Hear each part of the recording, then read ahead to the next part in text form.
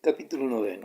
Llegó la Navidad y a excepción de la misa solemne, a excepción de las felicitaciones enojosas de los vecinos y del servicio, y a excepción de los vestidos y abrigos nuevos, nada hubo de particular. Con un frío de 20 grados bajo cero, sin viento y con un sol claro y deslumbrador durante el día, sentía uno la necesidad de celebrar aquella festividad de una u otra manera. El tercer día de las fiestas, después de comer, todos los familiares se dispersaron por la casa. Era el momento más aburrido del día. Nicolás, que por la mañana había visitado a los vecinos, se durmió en el diván.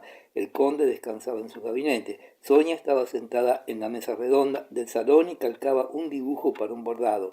La condesa hacía un solitario. Natasia Ivanova, con cara triste, estaba sentada cerca de la ventana junto a las viejas. Natacha entró en el salón y se acercó a Sonia. Miró lo que hacía, luego se acercó a su madre y se detuvo silenciosa.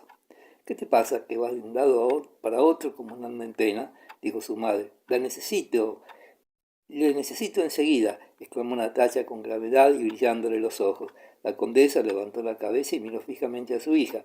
No me mires, mamá, no me mires, si no lloraré. Ven aquí, siéntate a mi lado, dijo la condesa. Mamá, le necesito. ¿Por qué me aburro tanto, mamá? La voz se le ahogó, las lágrimas le resbalaban por el rostro. Para ocultarlas se volvió rápidamente y salió del salón. Pasó al diván, se detuvo, reflexionó y se dirigió a la salita de las camareras. La criada vieja reñía a una muchacha que venía corriendo de afuera aterida de frío. Ya es hora de que dejes de jugar, decía la anciana. Cada cosa a su tiempo. Déjala tierna, dijo Natacha. Ve, Mariucha, ve. Y dejando marchar a Mariucha, Natacha atravesó la sala y pasó a la habitación de servicio. Un criado viejo y otros dos jóvenes jugaban a las cartas. ¿Qué haré con esos?, pensó Natacha. Oye, Nikita, hazme el favor. ¿Dónde lo mandaré? Sí, ve al corral y tráeme un gallo. Y tú, Michka, tráeme cebada. ¿Mucha?, preguntó Michka, jovial y alegremente. Anda, hombre, ve a hacer lo que te dicen, ordenó el viejo. Fidor, tú tráeme yeso. Al pasar por delante de la cocina pidió el samóvar a pesar de que no era la hora. El mayordomo, Foca, era el hombre más adusto de toda la casa. A Natacha le gustaba ejercer su poder sobre él. Él no la creyó y fue a preguntar si era cierto. Ah, señorita, exclamó fingiendo mal humor. Nadie en la casa provocaba tanto desorden y daba tanto trabajo como Natacha. No podía ver a nadie quieto sin mandarlo a un lugar u otro. Parecía que intentaban desafiar a hacerle frente, pero todo el mundo ejecutaba sus órdenes con mayor gusto que las de nadie más. ¿Qué haré? ¿A dónde iré?, murmuraba Natacha caminando lentamente por el pasillo. Natasia Ivanovna, ¿cuántos hijos tendré?, preguntó al bobo que le salió al paso. ¿Tú? Pulgas, gusanos, langostas, contestó. Dios mío, siempre lo mismo. ¿A dónde iré? ¿Qué haré? Subió rápidamente la escalera a la habitación de Vogel, donde éste vivía con su mujer. En la habitación de Vogel se encontraban dos señoritas de compañía sentadas. Sobre la mesa había un plato con pasas, nueces y almendras. Las señoritas hablaban de los sitios donde la vida es más barata. Odessa o Moscú. Natacha se sentó, escuchó la conversación con cara pensativa y se levantó. La isla de Madagascar, pronunció. Madagascar, repitió, pronunciando distintamente cada sílaba y sin responder a las preguntas de la señora Schoss, salió de la habitación. Petya se encontraba también arriba con su preceptor y preparaba unos fuegos artificiales que debía disparar por la noche. Petya corrió hacia él y se agachó. Natacha le saltó encima, le pasó los brazos alrededor del cuello y Petya se la llevó saltando. No es eso, la isla de Madagascar, exclamó, y abandonando su montura se dirigió hacia abajo. Como si recorriese su reino y se convenciese que todos la acataban. Sintiéndose triste, Natacha fue a la sala, tomó la guitarra, se sentó en un rincón oscuro entre la pared y un pequeño armario y comenzó a pulsar las cuerdas y ensayó una frase de ópera que había oído en San Petersburgo con el príncipe Andrés.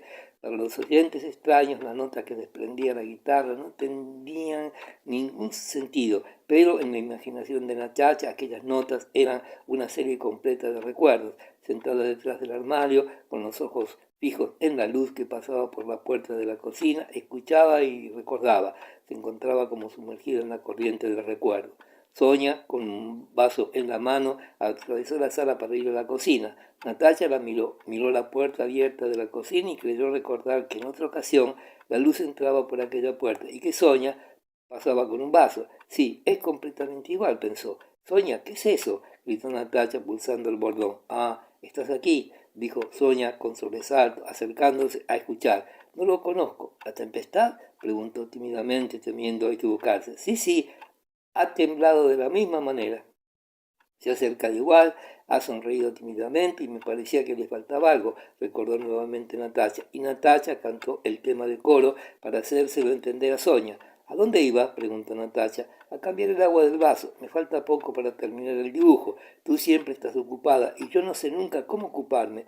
¿Dónde está Nicolás? Creo que duerme. Despiértale. Dile que le llamo para que cante conmigo. Sentada reflexionaba sobre qué significado tenía para ella el acordarse de todo aquello y sin resolver la cuestión se transportó al tiempo en que estaba con él y que la miraba con amorosos ojos. Ah, que se apresura a venir. Temo tanto que eso no sea nunca y sobre todo me vuelvo vieja. Eso es, nunca más tendré lo que ahora tengo. Quizás llego hoy mismo, quizás si ya se encuentra abajo en la sala. Quizás llegó ayer y no me acuerdo. Se levantó, dejó la guitarra y fue al salón. Todos los familiares, preceptores, institutrices y huéspedes estaban sentados a la mesa de té. Los criados hallábanse de pie alrededor de la mesa. Solo faltaba el príncipe Andrés. Ahí la tenemos, exclamó Elías Andreevich al advertir a Natacha que entraba en el salón. Bueno, siéntate a mi lado. Pero Natacha se detuvo cerca de su madre y miró a su alrededor como si buscase algo. Mamá, dámelo enseguida. Y de nuevo apenas se pudo contener el llanto. Se sentó cerca de la mesa, escuchó la conversación de las personas de edad y de Nicolás, que también había venido a la mesa. Dios mío, las mismas caras, las mismas conversaciones. Papá sostiene la cabeza de la misma manera y sopla igual, pensaba, irritada contra todos sus familiares, porque nada había cambiado en la casa. Después del té, Nicolás, Sonia y Natacha se fueron al diván, a su rincón predilecto, donde, como siempre, tenían sus charlas íntimas. Capítulo 10. ¿No te sucede nunca pensar que nunca más habrá nada, y que todo lo que es hermoso ha pasado, y que eso no es irritante, sino triste? Dijo Natacha a su hermano cuando se hubieron instalado en el diván. Pues claro, dijo Nicolás, a veces me parece que todo está bien, que todo el mundo está alegre, y me pasa por la cabeza que todo es aburrimiento, y que mejor sería que todo el mundo muriese. Una vez en el regimiento no salí de paseo, y fuera tocaba la música, y de pronto me puse triste. Ah, ya sé, exclamó Natacha. Eso me sucedía cuando era muy niña. ¿Recuerdas una vez que me habían castigado por haber tomado unas ciruelas y todos vosotros bailabais y yo estaba en la sala de estudio y lloraba? No lo olvidaré nunca. Estaba triste y me complacía de todo el mundo y de mí misma.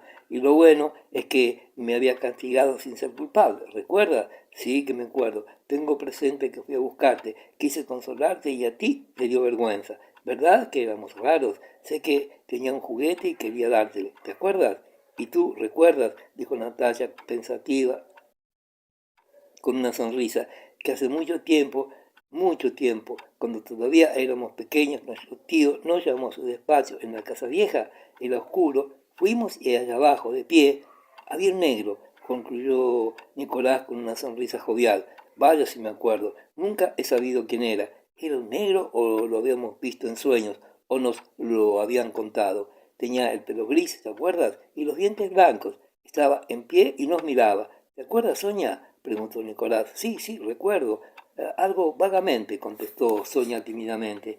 He preguntado a papá y a mamá sobre ese negro, dijo Natacha. Dicen que no había ninguno y ya ves, tú lo recuerdas, ¿verdad? ¿Y cómo? Y todavía me parece ver sus dientes como si fuese hoy. Qué raro es como un sueño. Me gustaba. Eso.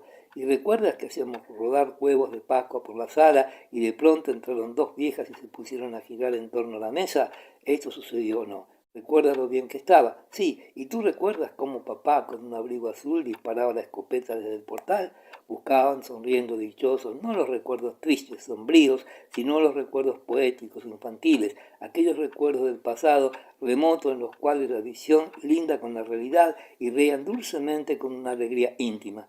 Aunque sus recuerdos eran comunes, Sonia quedaba como siempre algo apartada de ellos. Ella no se acordaba de muchas cosas, incluso lo que recordaba no le excitaba, aquel sentimiento poético que experimentaban nosotros, gozaban de su alegría y procuraba acompañarles. Intervino en la conversación cuando evocaron la primera llegada de Sonia. Contó que tenía miedo de Nicolás porque llevaba unas cuerdas colgadas de la cintura y las criadas le habían dicho que con ellas ataba a las muchachas. Recuerdo que me decían que tú habías nacido debajo de un col, dijo Natalia, y recuerdo que no me atreví a dudarlo, pero sabía que no era verdad y me sentía cohibida. Durante esta conversación la doncella asomó la cabeza por la puerta del fondo. Señorita, han traído el gallo, murmuró. Ya no lo necesito. Polia, di que lo devuelvan al corral. En mitad de la conversación entró Dimler, se acercó al arpa que estaba en un rincón, la desenfundó y del arpa salió un sonido extraño. Eduardo, toque usted, si gusta, mi nocturno predilecto de Fell, dijo la condesa desde la sala. Dimler puso un acorde y dirigiéndose a Sonia, Nicolás y Natacha dijo, qué tranquila está esta juventud. Sí, filosofamos, contestó Natacha volviéndose un momento y prosiguiendo la conversación. Se pusieron a hablar de sueños. Dimler comenzó a tocar. Natacha, sin hacer ruido, de puntillas se acercó a la mesa, tomó las bujías, las acercó y volvió a su puesto silenciosamente. La habitación, sobre todo alrededor del canapé donde estaban sentados, estaba oscura, pero a través de la ventana la luz del disco plateado de la luna caía sobre el entarimado. ¿Sabéis lo que pienso? Murmuró Natalia acercándose a Nicolás y Sonia, cuando Dimler al terminar pulsaba débilmente las cuerdas y se preguntaba si debía repetir o tocar otra cosa. Cuando uno empieza a recordarlo todo, el recuerdo va tan lejos que incluso recuerdas cosas de antes de venir al mundo. Era mentepsicosis, dijo Sonia, que había estudiado mucho y se acordaba de todo. Los egipcios creían que de nuestras almas venían de los animales y que después de la muerte vuelven a ellos. ¿Sabes? Yo no creo que hayamos sido animales, dijo Natalia, siempre en voz baja, a pesar de que la música había cesado. Yo estoy segura de que hemos sido ángeles y que por eso lo recordamos todo. ¿Puedo acercarme? Preguntó con voz queda Lindler. Se les acercó y se sentó. Si hubiésemos sido ángeles, ¿por qué habríamos de caer más abajo? No, es imposible, dijo Nicolás. ¿Y por qué más abajo? ¿Quién te dice esto? ¿Por qué? Pues sé que yo existía antes, repuso Natalia con convicción. El alma es inmortal. He vivido siempre, he vivido hoy, he vivido la eternidad. Sí, pero es muy difícil representar la eternidad, dijo Lindner con una sonrisa dulce y desdeñosa, adaptándose al tono serio, confidencial de la conversación. ¿Y por qué es difícil representarla? Dijo Natalia. Hoy es mañana, será, siempre será. Y ayer era, anteayer era. Natalia, ahora te toca a ti. Cántame algo, dijo la condesa. ¿Por qué os estáis ahí como conspiradores? Mamá, no quiero, no tengo ganas de cantar, contestó Natalia levantándose. Todos juntos, Gimler, inclusive a pesar de su edad, no querían interrumpir su charla y moverse del rincón en que estaban. Pero Natalia se levantó y Nicolás se sentó al clavicémbalo. Como siempre, Natalia se puso en medio de la sala, escogió el lugar más a propósito para la resonancia y se puso a cantar el fragmento preferido de su madre. Había dicho que no tenía ganas de cantar, pues hacía muchísimo tiempo que no había cantado como aquella tarde. El conde Elías Andreevich la oía cantar desde su despacho donde estaba con Mitenka, y como un discípulo que se afana por terminar la lección para salir a jugar, se embarulló al dar las órdenes al administrador, y finalmente cayó. Mitenka también escuchaba en silencio de pie ante el conde. Nicolás no se apartaba los ojos de su hermana y respiraba al mismo tiempo que ella. Sonia, escuchándola, pensaba en la enorme diferencia que había entre ellos dos y veía que le era imposible ser tan seductora como ella. La condesa, sentada, con sonrisa feliz, triste, los ojos llenos de lágrimas, de vez en cuando inclinaba la cabeza, pensaba en Natalia, en su juventud, en todo lo que tenía de inesperado y terrible la boda de Natalia con el príncipe Andrés. Lindler escuchaba con los ojos cerrados, sentado al lado de la condesa. No, condesa, dijo finalmente, es un talento europeo. Debe estudiar esta agilidad, esta fuerza, esta ternura. Ah, qué miedo me da, dijo la condesa sin pensar con quién hablaba. Su instinto de madre le decía que en Natalia había algo excesivo que le había de impedir ser feliz. Natalia no había terminado todavía de cantar cuando en la otra sala corrió el entusiasta de 14 años, Petya, anunciando la llegada de las máscaras. Natalia se detuvo en seco. «Borrico», le gritó. Corrió hacia una silla y dejándose caer en ella se puso a llorar hasta tal extremo que no podía consolarse. «No es nada, mamá, no es nada, pero Petya me ha asustado», dijo procurando sonreír mientras las lágrimas le resbalaban por las mejillas y los sollozos le oprimían la garganta. Los criados disfrazados de osos, de turcos, de taberneros, de grandes damas, terribles y extravagantes, traían el frío y la alegría, primero estrechamente apiñados en la antesala, luego escondiéndose uno tras otro, aparecieron en el salón, de momento con timidez, pero después más alegres, y poco a poco comenzaron sus canciones, sus danzas, sus rondas y los juegos de Navidad. La condesa reconocía las caras y se reía de los disfraces. Luego pasó a la sala. El conde, con la sonrisa dibujada en el rostro, se quedó en el salón aprobando a los graciosos. Los jóvenes habían desaparecido. Al cabo de media hora entraron otras máscaras.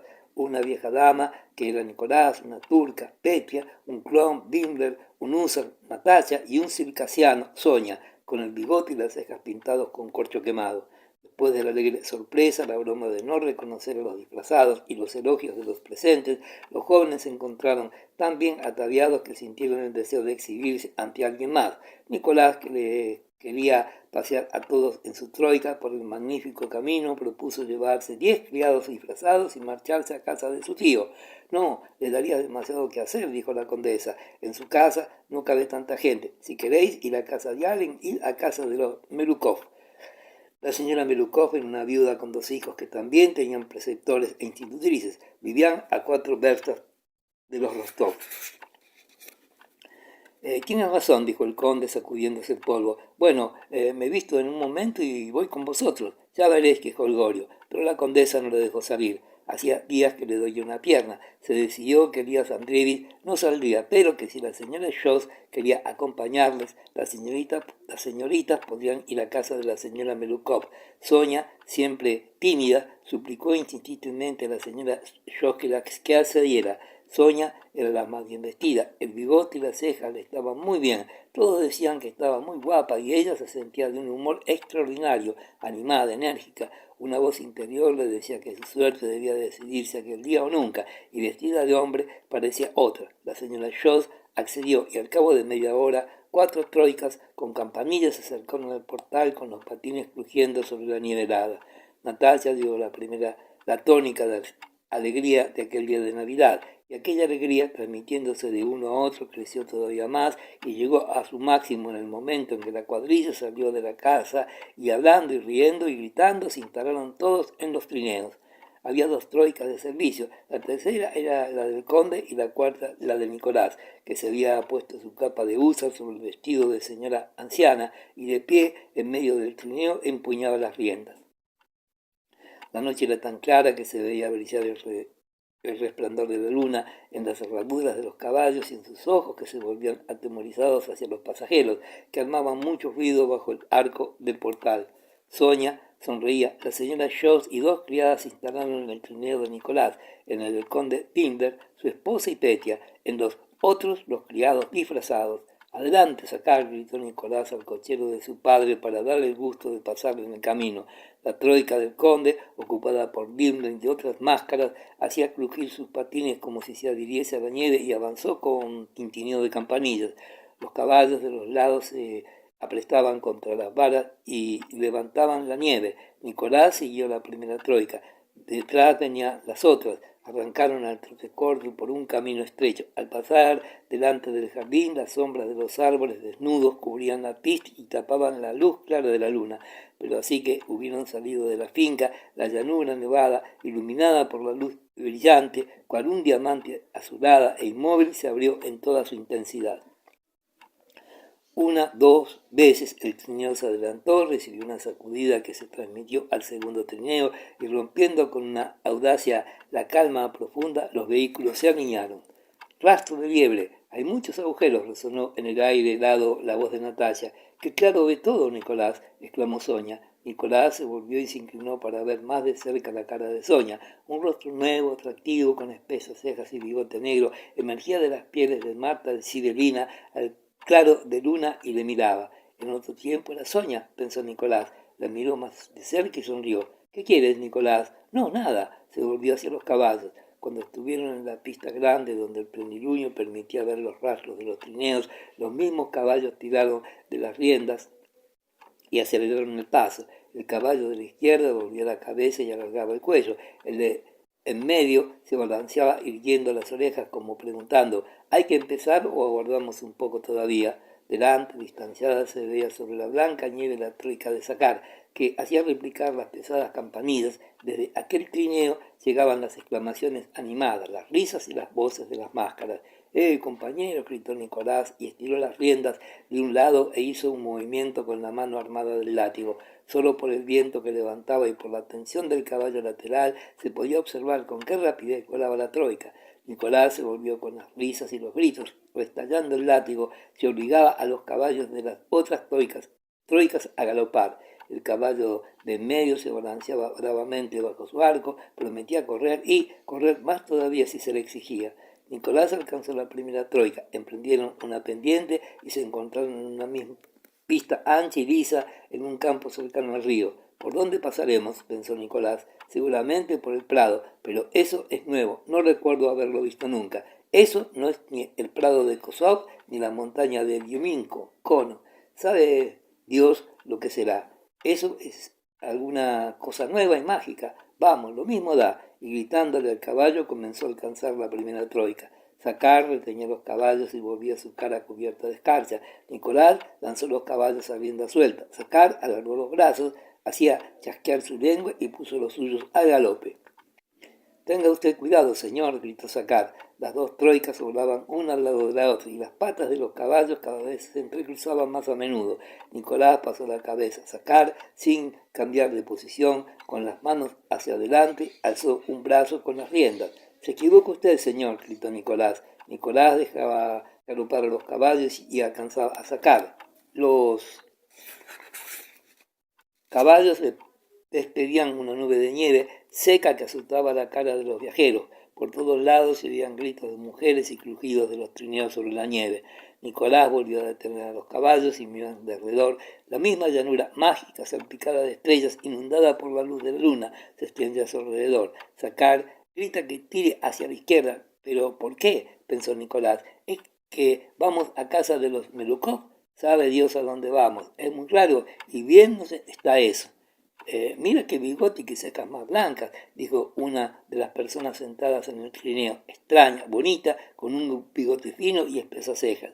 Parece que sea Natalia, se dijo Nicolás, y aquella señora Strauss, al parecer, y el circasiano, no sé quién es, pero me gusta. ¿No tenéis frío?, preguntó. Rieron y nadie contestó.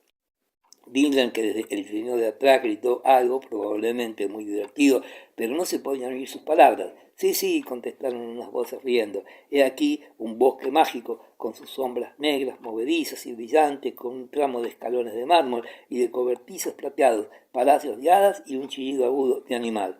Pero si esto es realmente Melukovna, todavía resulta más raro que, yendo a la aventura, hayamos llegado a Melukovna, pensó Nicolás. Y en efecto, era Melukovna, y en el portal aparecieron criados y mozos con caras risueñas, con bujías encendidas en la mano. ¿Quiénes son?, preguntaron los del portal. Las máscaras del conde. Les conozco por los caballos, replicó una voz. Capítulo 11. Pelagia Danilovna Melukov, una robusta mujer enérgica con lentes y abrigada con un ancho capote, estaba sentada en un sillón rodeada de sus hijas, a las que procuraba entretener. Fundían figuras de cera y miraban atentamente las sombras de las figurillas cuando un alboroto de pasos y de voces animadas resonó en la antesala. Los húsares, las damas, las brujas, los payasos, los osos, tosiendo y secándose las manos y con la cara cubierta de escarcha, entraron en la sala y los de la casa comenzaron a encender bujías precipitadamente. El payaso Dimmler y la dama Nicolás abrieron el baile, rodeados de los niños que reían, las máscaras, tapándose las caras y disimulando la voz, saludaban a la señora de la casa y se instalaban en la sala. Ah, están desconocidos. Ah, Natacha, mirad lo que parece. Ah, sí, sí, me recuerda a alguien, Eduardo Karlovich. Qué bien está, no lo hubiese reconocido. ¿Y cómo baila? Ah, un circasiano. Todo le está bien a Sonia. ¿Quién es ese? Vaya, ¿os habéis divertido mucho? Sacad las mesas. Un húsar, un húsar. Bonitas piernas para un muchacho. No sé quién debe ser, decían las voces. Natalia, la preferida de las chicas Melukov, desapareció con ellas hacia la habitación de detrás. Pidieron tapones, batas de casa y vestidos de hombre que los brazos desnudos de las chicas tomaban de los criados desde la puerta. Al cabo de 10 minutos, toda la gente joven de la familia Melukov se reunía con las máscaras. Pelagia Danilovna ordenaba desembarazar la sala para los huéspedes, hacía preparar comida para los amos y los servidores, y sin quitarse los lentes, con una sonrisa contenida, pasaba entre las máscaras, las miraba de cerca y no reconocía a nadie. No solo no reconocía a los Rostov y a Lindbergh, sino que ni podía reconocer a sus propias hijas bajo los vestidos con que se habían disfrazado. ¿Quién es ese?, preguntó dirigiéndose a Miss Beatriz, mirando detenidamente a su hija disfrazada de tártaro de Kazán. Parece alguien de los Rostov. Bueno, ¿y usted, señor Usa, a qué regimiento pertenece?, preguntó a Natacha.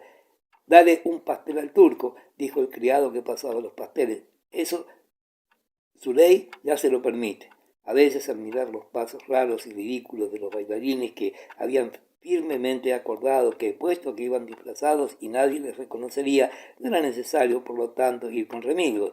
Pelagia Danilovna ocultaba su rostro en el pañuelo y todo su cuerpo voluminoso retemblaba, sacudido por una risa benévola de anciana que no podía retener. Después del baile y de las rondas rusas, Pelagia Denisov reunió a los amos y a los servidores en un gran corro. Trajeron un anillo, un cordero, un rublo y comenzaron los juegos que eran de tradición.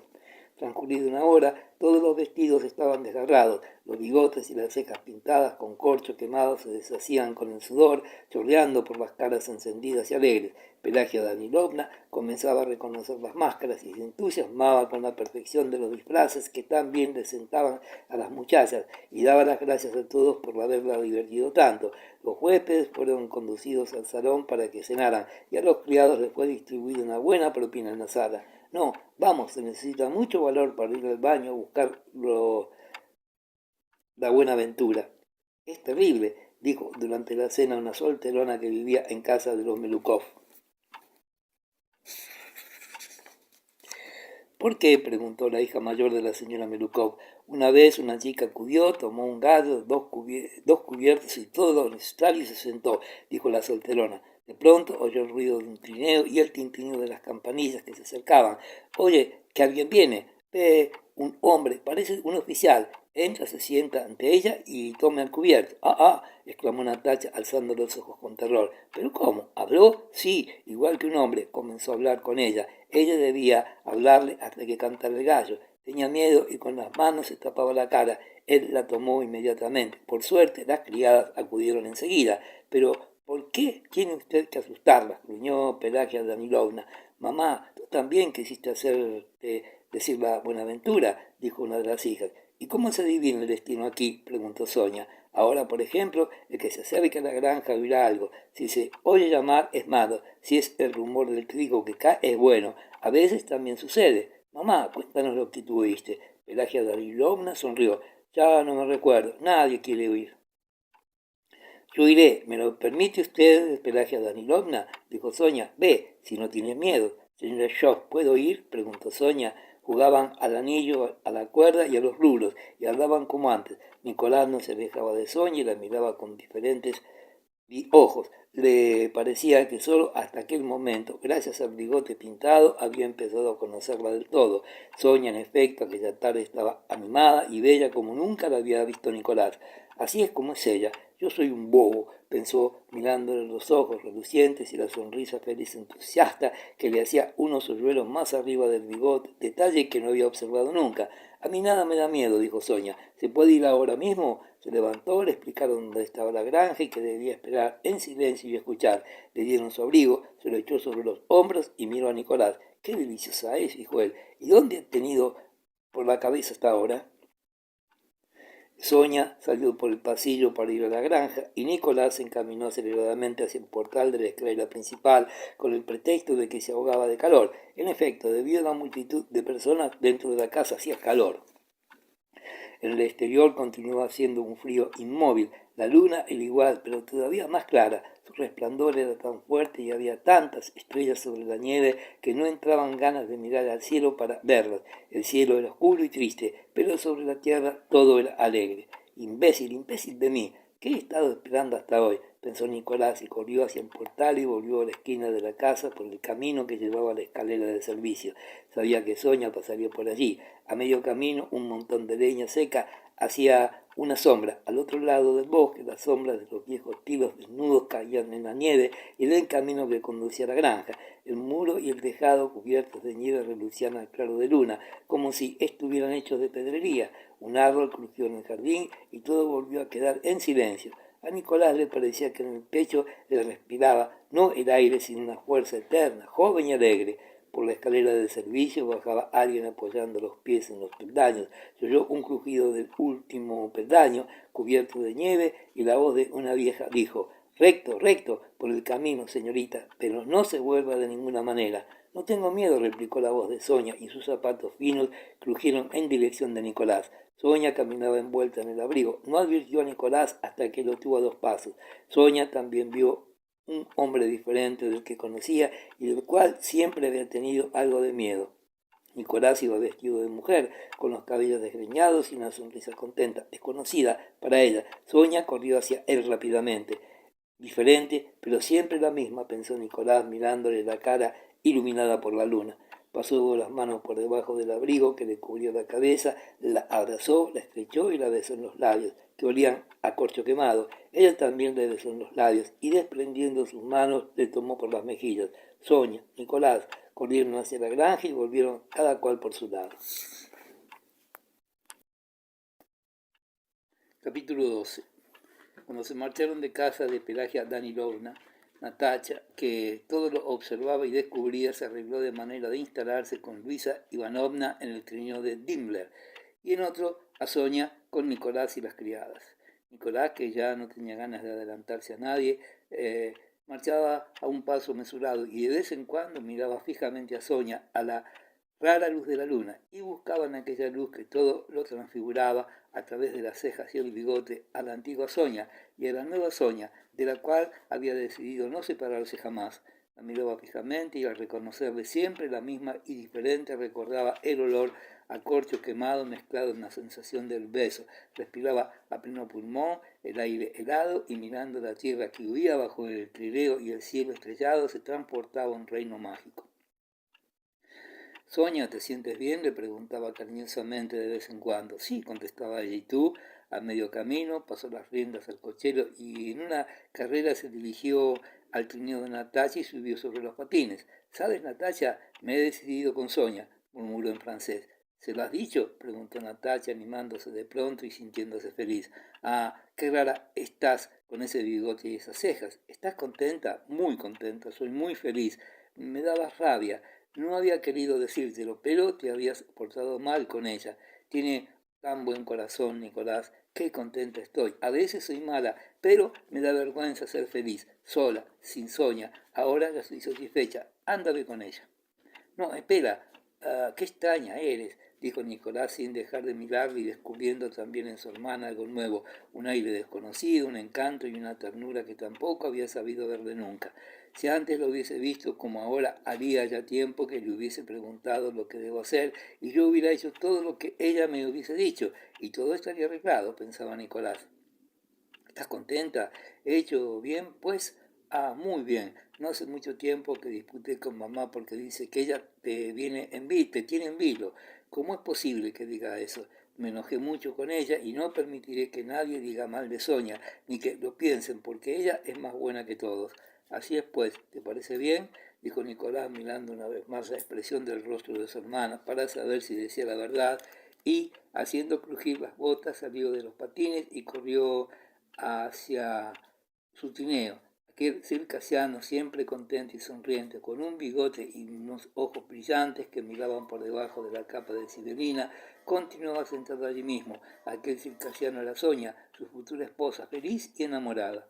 Al llegar a casa, después de explicar a la condesa lo que habían hecho en casa de los Melukov, las chicas se retiraron a sus habitaciones.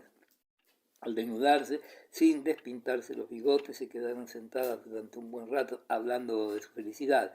Discurrían sobre su vida una vez casada, de sus maridos que serían amigos y de su felicidad. Encima de la mesa de Natacha todavía unos espejos que Duñacha había preparado el día anterior.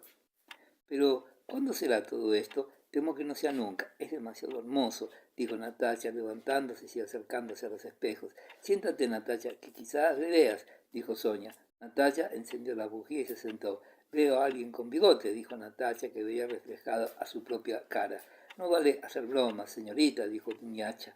Natacha, con la ayuda de Sonia y su doncella, encontró la posición favorable del espejo. Su cara tomó una expresión grave y cayó. Estuvo sentada durante un buen rato mirando la hilera de bujías que se alejaban dentro del espejo, suponiendo, de acuerdo con las narraciones que había oído, que vería allí un ataúd y a él, al príncipe Andrés, en último término, confuso y vago, pero aunque estuviese en excelente disposición para tomar la más ligera mancha por una cara o un ataúd, no veía nada. Comenzó a parpadear, se alejó del espejo. ¿Por qué los demás ven hay cosas que yo no veo nada? Vaya, Sonia, siéntate, hoy tienes que mirar tanto si quieres, cómo no, será mi destino. Tengo tanto miedo hoy. Sonia se sentó ante el espejo y comenzó a mirar en él. Sonia Alessandrovna, lo verás muy bien, murmuró Duñacha. Sonia oyó estas palabras y las de Natacha, que le decía en voz baja: sí, ya sé que ella lo verá, el año pasado también lo vio. Durante 3 minutos todas callaron. Absolutamente, murmuró Natacha. No acabó de pronunciar lo que quería. De pronto Sonia apartó el espejo que sostenía y se cubrió los ojos con las manos. Oh, Natacha, exclamó. ¿Le has visto? ¿Le has visto? ¿Qué has visto? Exclamó Natacha sosteniendo el espejo. Sonia no había visto nada. Comenzó a parpadear y se levantó cuando Natacha decía: absolutamente. No quería decepcionar a Natacha ni a Duñacha y estaba cansada de estar sentada en aquella posición. Ni ella misma sabía cómo ni por qué había proferido aquel grito y se había tapado los ojos con las manos. ¿Le has visto?, preguntó Natacha tomándole las manos. Sí, aguarda, le he visto, dijo Sonia a pesar de sí misma, sin saber a quién se refería Natacha con aquel él, si a Nicolás o a Andrés. Entonces le cruzó una idea por la mente. ¿Por qué no he de decir que lo he visto? Los otros bien lo ven. ¿Y quién puede saber si lo he visto o no? Sí, lo he visto. ¿Cómo? ¿Cómo? ¿Sentado o tendido? Le he visto. De momento no había nada, pero luego, de repente, le he visto tendido. Andrés tendido. ¿Está enfermo?, preguntó Natacha con ojos aterrados. No, no, al contrario, tenía la cara alegre y se volvió hacia mí. Mientras decía esto, creía sinceramente que había visto lo que explicaba. ¿Y qué más, Sonia? Después de eso no he visto nada más. Había unas cosas azules y encarnadas. Sonia, ¿cuándo volverá? ¿Cuándo volveré a verle? Dios mío, qué miedo tengo por él, por mí y por todos. Y sin contestar a las palabras de consuelo de Sonia, Natacha se metió en la cama y mucho rato después de haber apagado la bujía permanecía aún estirada, inmóvil, con los ojos abiertos, mirando al claro de luna a través de los vidrios helados. Capítulo 13. Poco tiempo después de Navidad, Nicolás declaró a su madre el amor que sentía por Sonia y su deseo irreductible de casarse con ella. La condesa, que hacía ya tiempo que había advertido lo que pasaba entre Sonia y Nicolás y por lo tanto esperaba esta declaración, escuchó en silencio las palabras de su hijo. Le dijo que podía casarse cuando quisiese, pero que ni ella ni su padre bendecirían aquella boda. Por primera vez comprendió Nicolás que su madre estaba descontenta de él y que a pesar de toda la ternura que le profesaba, no accedería nunca a dar su consentimiento. Con frialdad, sin mirar a su hijo, mandó llamar a su marido. Cuando el conde entró, la condesa, que se proponía explicarle la situación brevemente y con calma, en presencia de Nicolás, no pudo contenerse. Lloró de despecho y salió de la habitación. El conde empezó a exhortarlo a Nicolás y a explicarle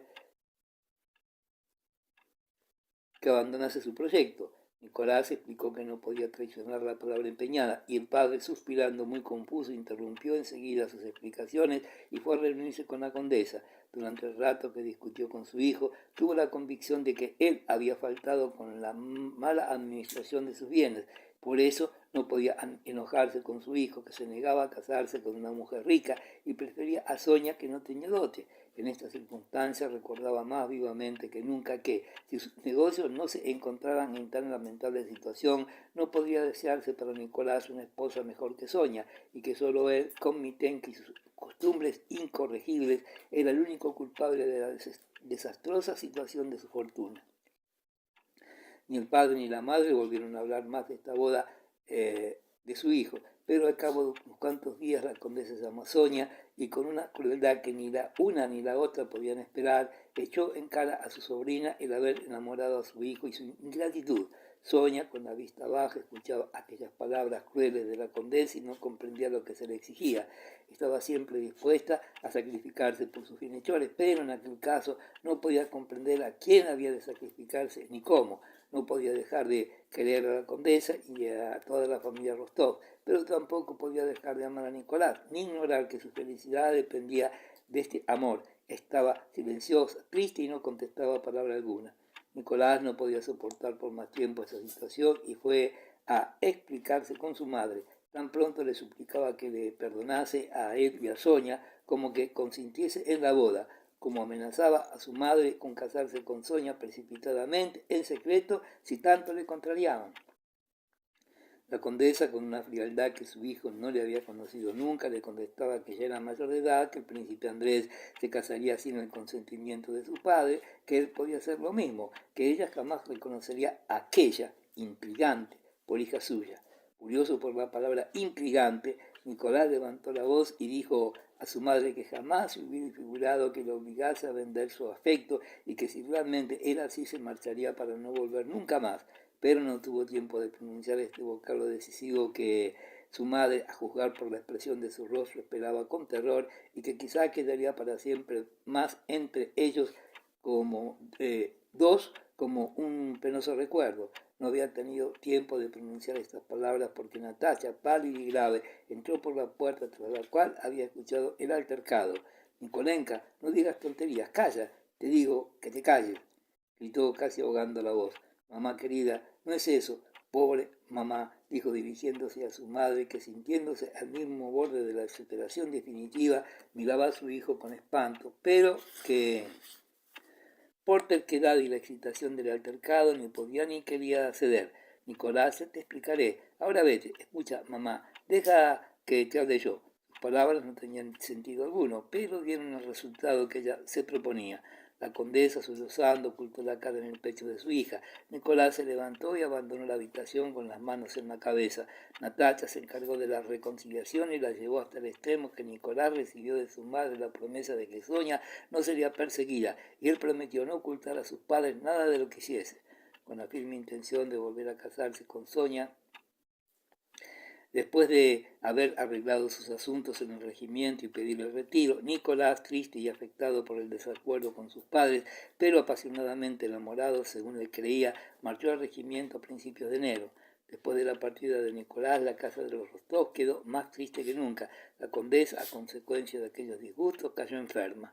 Sonia estaba afligida por la marcha de Nicolás, pero todavía restaba más por la actitud hostil que la condesa no podía dejar de demostrarle. El conde estaba más preocupado que nunca por la mala situación de sus negocios que exigían soluciones radicales.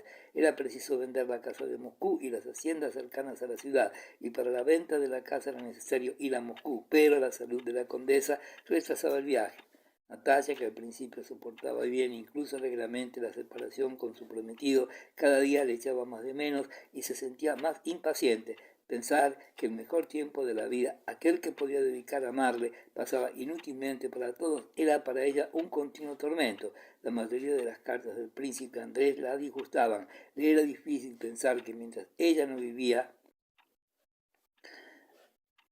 sino pensando en él, Andrés vivía una vida propia, veía países nuevos, conocía hombres diferentes que le interesaban. Cuanto más interesantes Eran las cartas de él más despechadas, se sentía ella, y las que le escribía no le producían consuelo alguno, sino que se las tomaba como un deber enojoso y falso.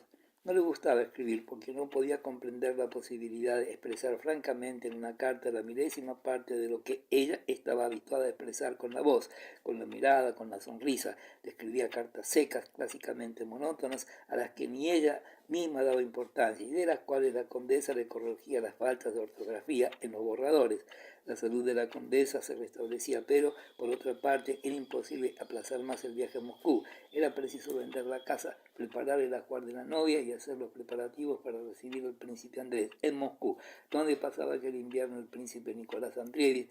Natasha tenía el convencimiento de que Andrés había llegado ya. La condesa se quedó en el campo y el conde, con Sonia y Natasha, partió a Moscú a último de enero. Octava parte. Guerra y paz. Capítulo primero.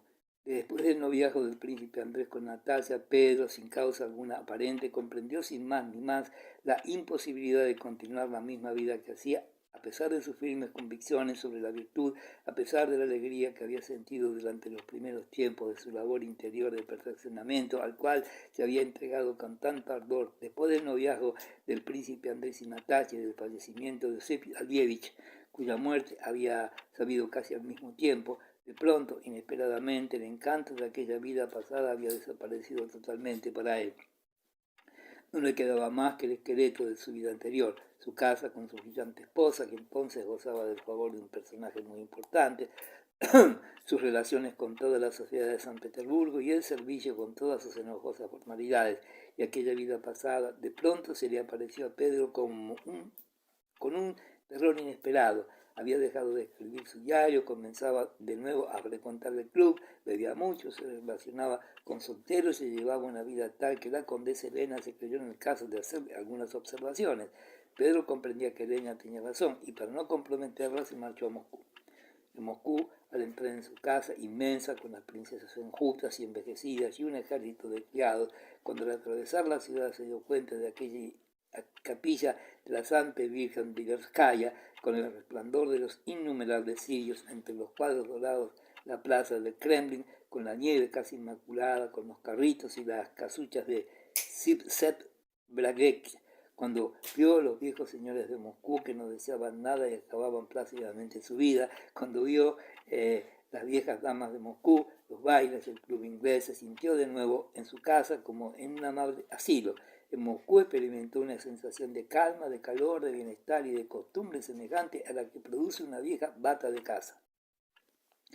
La sociedad de Moscú, de las señoras ancianas hasta las muchachas, recibió a Pedro como un huésped esperado desde hacía mucho tiempo, cuyo puesto estaba casi siempre vacante y dispuesto. Para la gente de Moscú, Pedro era el hombre más encantador, el mejor, inteligente, alegre, magnánimo, distraído, generoso, un señor ruso de las viejas generaciones.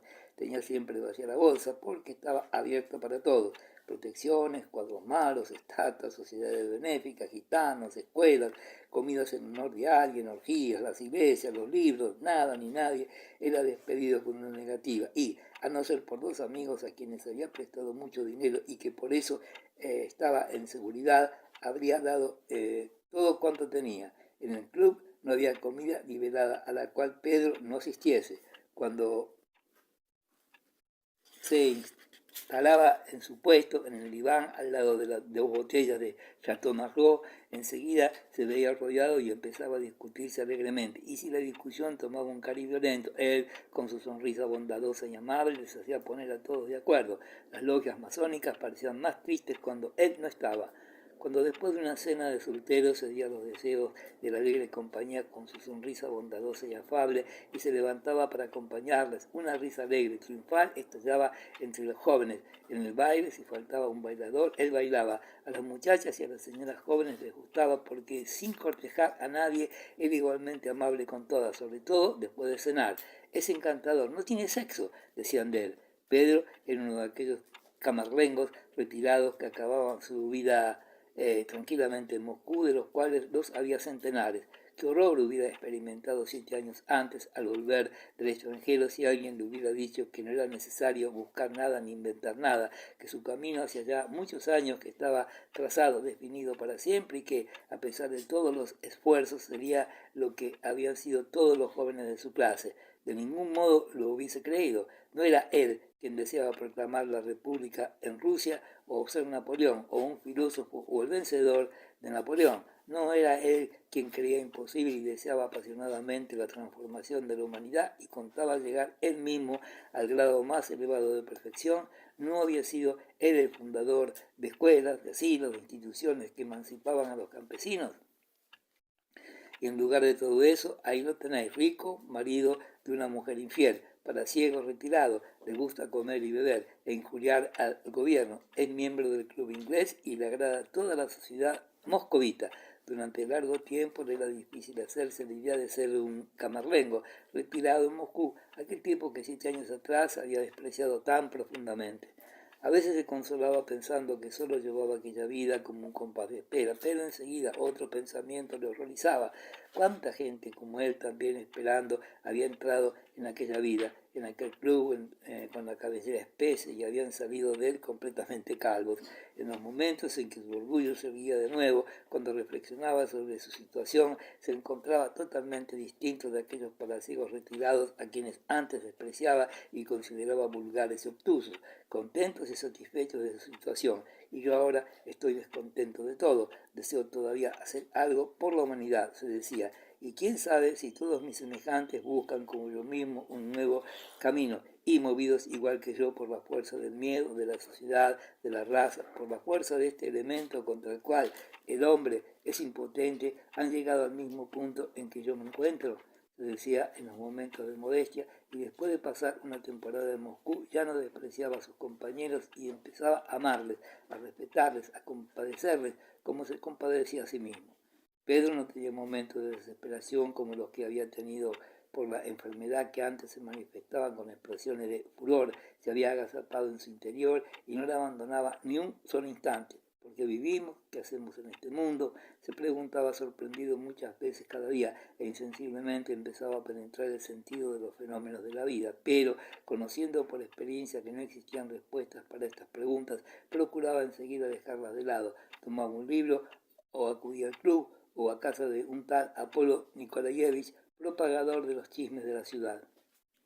Elena Vasilievna no amaba nunca nada a excepción de su cuerpo, y a pesar de ser una de las mujeres más obtusas del mundo, pensaba Pedro, los hombres la consideran como la síntesis del espíritu y de la finura, y todos se inclinan ante ella. Napoleón Bonaparte ha sido despreciado por todo el mundo mientras ha sido grande, y luego cuando se ha convertido en un vulgar comediante, el emperador Francisco hace lo imposible por darle su hija por concubina.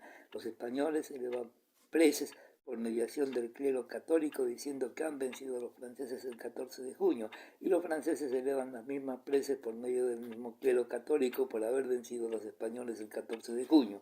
Mis hermanos masones juran por la sangre que están dispuestos a sacrificarlo todo por el bien del prójimo y no pagan la cuota para los pobres, intrigan y se agitan para obtener el verdadero tapiz escocés y una acta que él mismo que escribe desconoce el sentido y que no es necesaria a nadie.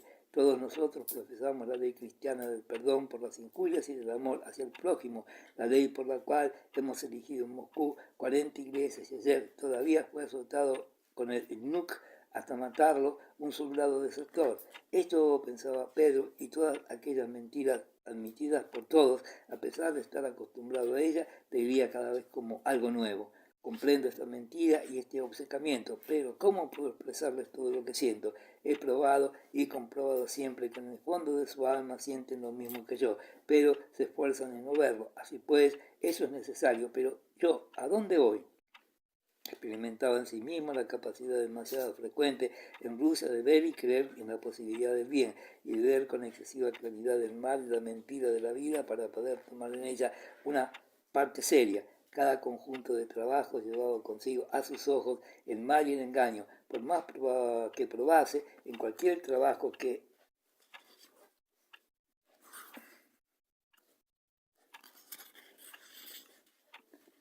que emprendiese el mal y la mentira le cerraban y obstruían el camino de cualquier actividad, y mientras tanto era preciso vivir, había que hacer algo. Era demasiado terrible encontrarse bajo el yugo de esas cuestiones insolubles de la vida y se entregaba al desorden solamente para olvidarlas. Remontaba el mundo tanto como podía, bebía mucho, compraba pinturas, construía y sobre todo leía.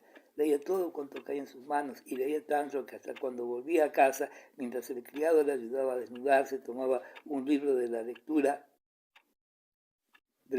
pasaba al sueño y del sueño a la charlatanería, a los salones y al club, de la charlatanería y a las salas y a las fiestas, de las fiestas otra vez a la charlatanería, a la lectura y al vino. Beber era para él una necesidad física y moral cada día más imperiosa, a pesar de que los médicos le decían que, dada su corpulencia, le era perjudicial, él bebía copiosamente. No se sentía bien sino cuando, sin advertirlo, él mismo, después de haber ingerido algunas copas de vino, empezaba a sentir un calor agradable por todo el cuerpo, una ternura hacia todo el mundo y una lucidez de espíritu para contestar rápido y superficialmente cualquier cuestión sin profundizar en ella, solamente después de haber bebido una botella de vino y luego otras, solamente percibía vagamente que aquel difícil nudo de la vida terrible, confuso, que antes le aterraba, no era tan terrible como lo había imaginado, con la cabeza llena de ruidos, hablando, escuchando las conversaciones, leyendo después de las comidas o a la cena, veía continuamente aquel nudo, ora de un lado, ora de otro. Pero bajo la influencia del vino se decía, yo le descubriré, yo poseo el secreto, ahora no quiero, pero después pensaré en ello. Pero este después no llegaba nunca.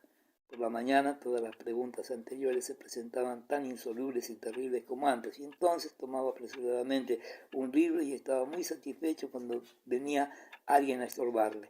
A veces recordaba las conversaciones que había oído, los relatos de guerra, los momentos en que los soldados se encuentran en las avanzadillas, bajo el fuego, y nada tienen que hacer y buscan un trabajo u otro para soportar más fácilmente el peligro, y todos los hombres se le aparecían como soldados que huyen de la vida, unos impulsados por la ambición, otros por las cartas, otros por el juego, otros por los caballos, por la política, por la casa, por el vino, por los asuntos del Estado. Nada hay mezquino ni importante. La cuestión es huir. Si uno puede, no debe ver esta vida terrible, pensaba Pedro. Capítulo 2. Al principio del invierno, el príncipe Nicolás Andreevich Bolkónski y su hija llegaron a Moscú. Por su historia, su talento y su originalidad, y principalmente a causa de la merma del entusiasmo por el reinado del emperador Alejandro y de la corriente de opiniones francófobas y patrióticas que entonces imperaban en Moscú, el príncipe Nicolás Andreevich se convirtió enseguida en objeto de un respeto particular por parte de los moscovitas y en el centro de la oposición en la ciudad. El príncipe aquel año había envejecido mucho. Los irrecusables indicios de su vejez estaban bien manifiestos en él: somnolencia intempestiva, olvido de acontecimientos inmediatos y memoria de acontecimientos antiguos, y la pueril vanagloria con que aceptó el papel de jefe en la oposición en Moscú. A pesar de ello, cuando el anciano, sobre todo en una velada, se presentaba en la sala de té con un abrigo corto y peluca empolvada y provocado por alguien comenzaba a sus nerviosos relatos de hechos pretéritos, pues ponía su criterio todavía más nervioso sobre la actualidad, excitaba en los presentes un sentimiento de estimación y de respeto. Pero las visitas, toda aquella casa antigua con sus enormes paredes, con los muebles de antes de la Revolución y los criados empolvados, aquel anciano presumido y espiritual del siglo pasado, su dulce hija y su hermosa francesa, que tanto le adoraban, ofrecía un espectáculo majestuoso y agradable. Las visitas, no obstante, no pensaban que además de aquellas 2 o 3 horas durante las cuales veían al dueño de la casa, quedaban otras 22 durante las cuales la vida en aquel interior se deslizaba misteriosamente. En aquellos tiempos, en Moscú, aquella vida de reclusión se había hecho en extremo penosa para la princesa María. En Moscú se veía privada de sus mejores alegrías. Las conversaciones con la gente devota y la soledad la reconfortaban en Lysiagori, y de ello no tenía ninguna compensación en los placeres de la capital. No frecuentaba el mundo, todos sabían que su padre no le permitía salir sin él, y él mismo no podía hacerlo a causa de su salud, y por eso no le invitaban ni a las veladas ni a las cenas. La princesa María había abandonado la esperanza de casarse. Veía la frialdad y mal humor con que el príncipe Nicolás Andrés recibía y alejaba a los jóvenes que podían ser pretendientes y que a veces iban a su casa. La princesa María no tenía amigas. Aquel año en Moscú había perdido todas sus ilusiones respecto a dos personas muy íntimas. La señorita Bourrien, con lo cual no podía ya tener la franqueza de antaño, se le había hecho desagradable y por esa razón comenzaba a alejarse de ella. Y Julia, que estaba en Moscú y con la cual la princesa María sostenía correspondiente desde hacía 5 años, la encontró muy extraña a sus ojos cuando de nuevo se relacionó con ella personalmente. Julia, después de la muerte de sus hermanos, había llegado a ser uno de los partidos más ricos de Moscú y se lanzaba al torbellino de los placeres mundanos. Estaba rodeada de jóvenes que, según ella pensaba, descubrían de pronto todas sus cualidades. Julia se encontraba en aquel periodo de la vida de las muchachas del gran mundo en que envejecen y saben que ha llegado la última probabilidad de casarse y que su suerte debe decidirse entonces o nunca. La princesa María, con una sonrisa triste, recordaba cada jueves que no tenía a nadie a quien escribir, porque Julia, cuya presencia no le causaba ninguna alegría, estaba allí y se veían todas las semanas, cual un embrigado viejo que ha renunciado a casarse con la dama en cuya casa ha pasado todas las veladas durante muchos años. La princesa María quejábase de que Julia estuviese allí y no tuviese con quien mantener correspondencia. En Moscú no sabía a quién escribir, a quién confiar sus penas y entonces no eran pocas las que tenía. En aquel regreso del príncipe Andrés el momento de la boda se acercaba y no solamente no había cumplido la misión de preparar a su padre, sino al contrario, la cosa parecía totalmente enredada. Recordar al viejo príncipe la existencia de la condesa Rostov era exasperarle, tanto más cuanto que sin eso el mal humor casi nunca le abandonaba. La nueva contrariedad que en aquellos tiempos se sumaba a la de la princesa María eran las lecciones que daba su sobrino, que tenía 6 años. En sus ocupaciones con Nicolás reconocía con horror que se le había contagiado el mal genio de su padre. Ya podía ya decirse que no debía dejarse arrebatar por el acaloramiento al dar las lecciones a su sobrino. Cada vez que ella tomaba el alfabeto francés tenía un tan gran deseo de verter todo su saber en el pequeño, que el niño estaba atemorizado por las reprimendas de su tía, ya que a la más pequeña distracción María empezaba a temblar, se excitaba, perdía los estribos, levantaba la voz y a veces le sacudía violentamente el brazo y le ponía de cara a la pared en un rincón. Luego lloraba amargamente por su mal carácter y Nicolenka lloraba igual que ella. Se marchaba del rincón sin permiso, se le acercaba, le apartaba las manos de delante de los ojos llenos de lágrimas y la consolaba.